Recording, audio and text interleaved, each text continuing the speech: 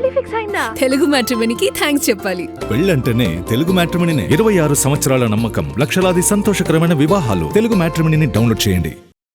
22 ఏళ్ల క్రితం 2004లో ఒక సినిమా ఇంటర్వ్యూలో భాగంగా త్రిష చేసిన వ్యాఖ్యలు ఇప్పుడు సడన్ గా నెట్టింట వైరల్ అవుతున్నాయి.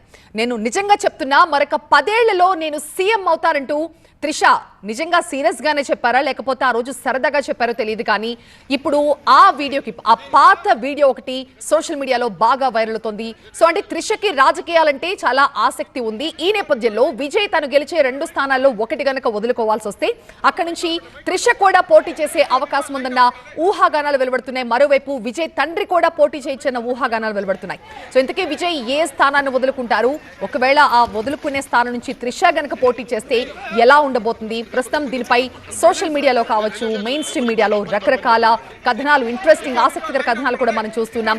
ప్రస్తుతం విజయ్ తండ్రి నివాసంలో కూడా సంబరాలు జరుగుతున్నాయి. విజిల్ వేస్తూ పండగ చేసుకుంటున్నారు విజయ్ ఫ్యామిలీ అంతా కూడా.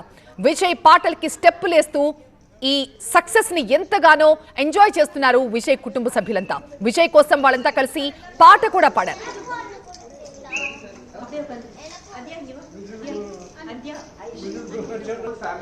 ஆண்டிப்பட்டி அரசம்பட்டி எந்த ஊரு உங்க ஊருடா, உங்க சிட்டி பட்டி தொட்டி மத்த ஊரு நம்ம ஊருடா.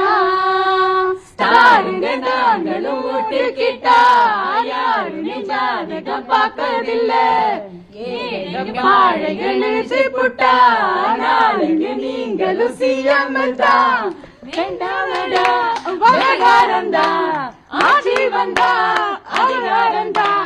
ஆத்தாடி ஆத்தா என்ன பொல்லாப்பு, நான் சிவகாசியானே கொடுத்து மத்தாப்பு.